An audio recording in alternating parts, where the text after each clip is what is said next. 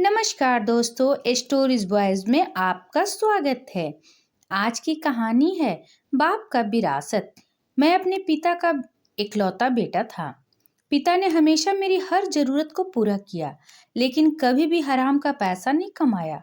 हमेशा कम ही में खुश रहे।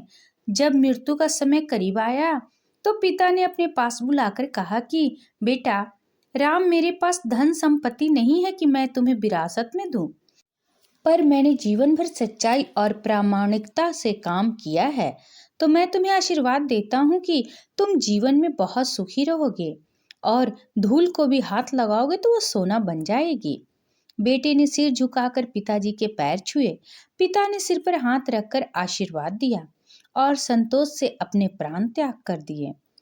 अब घर का खर्च बेटे राम को संभालना था।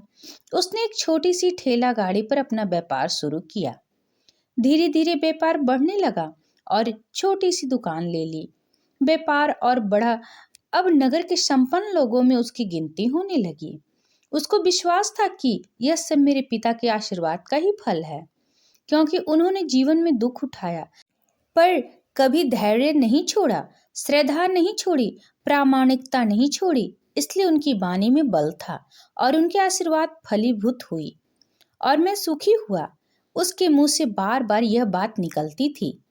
एक दिन एक मित्र ने पूछा, तुम्हारे पिता में इतना बल था तो वह स्वयं संपन्न क्यों नहीं हुए, सुखी क्यों नहीं हुए? सुल्तान ने फिर पूछा, बोलो सेठ, इस बार आप क्या माल लेकर आए हो? राम ने कहा कि लौंग। सुल्तान के आश्चर्य का ठिकाना नहीं रहा। यह तो लौंग का ही देश है सेठ, यहाँ लौंग बेचने आए हो?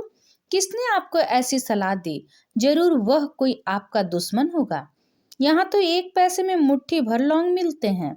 यहाँ लौंग का कौन खरीदेगा? और तुम क्या कमाओगे? राम ने कहा, मुझे यही देखना है कि यहाँ भी मुनाफा होता है या नहीं।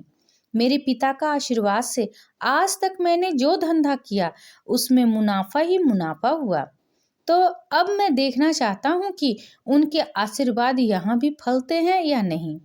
सुल्तान ने पूछा, पिता के आशीर्वाद, इसका मतलब क्या? राम ने कहा, मेरे पिता सारे जीवन ईमानदारी और प्रामाणिकता से काम करते रहे, परंतु धन नहीं कमा सके। उन्होंने मरते समय मुझे भगवान का नाम लेकर मेरे सिर पर हाथ रखकर आशीर्वाद दिए थे कि तेरे हाथ में धूल भी सोना बन जाएगा। ऐसे बोलते बोलते धर्मपाल नीचे झुका और जमीन की रेत से एक मुट्ठी भरी और सम्राट सुल्तान के सामने मुट्ठी खोलकर उंगलियों के बीच से रेत नीचे गिर गई। तो राम और सुल्तान दोनों को आश्चर्य का पार नहीं रहा। उसके हाथ में एक हीरे जड़ित अंगूठी थी।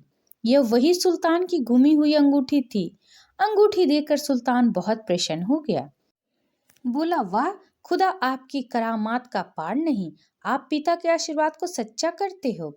राम ने कहा, फकीर के आशीर्वाद को भी वो परमात्मा सच्चा करता है। सुल्तान और खुश हुआ, राम को गले लगाया और कहा, मांग सेठ, आज तू जो मांगेगा मैं दूंगा। राम ने कहा, आप 100 वर्ष तक जीवित रहो और प्रजा की अच्छी तरह पालन करो। प्रजा सुखी रहे, इसके अलावा मुझे कुछ नहीं चाहिए। सुल्तान और अधिक प्रसन्न हो गया। उसने कहा, सेठ, तुम्हारा सारा माल मैं आज खरीदता हूँ और तुम्हारी मुंह मांगी कीमत दूंगा। राम बहुत खुश था, क्योंकि पिता का आशीर्वाद है। इस कहानी से शिक्षा मिलती है कि पिता के आशीर्वाद हो तो दुनिया की कोई ताकत कहीं भी तुम्हें पराजित नहीं होने देगी। पिता और माता की सेवा का फल निश्चित रूप से मिलता है। आशीर्वाद जैसी और कोई संपत्ति नहीं। बालक के मन को जानने वाली माँ और भविष्य को संवारने वाले पिता ही यही दुनिया के 2 महान ज्योतिषी हैं। अपने बुजुर्ग का सम्मान करें, यही भगवान की सबसे बड़ी सेवा है। कोशिश करें कभी आपकी वजह से माँ बाप की आंखों में आंसू ना आ जाए। आशा करती हूँ कहानी आपको पसंद आई होगी। इस पर आपकी क्या राय है, कमेंट करके जरूर बताएं। अगर पसंद आया तो प्लीज लाइक एंड सब्सक्राइब करना ना भूलें। इसी तरह और भी कहानी सुनने के लिए कृपया बेल आइकन बटन को दबाना ना भूलें। वीडियो देखने के लिए आपका बहुत बहुत धन्यवाद।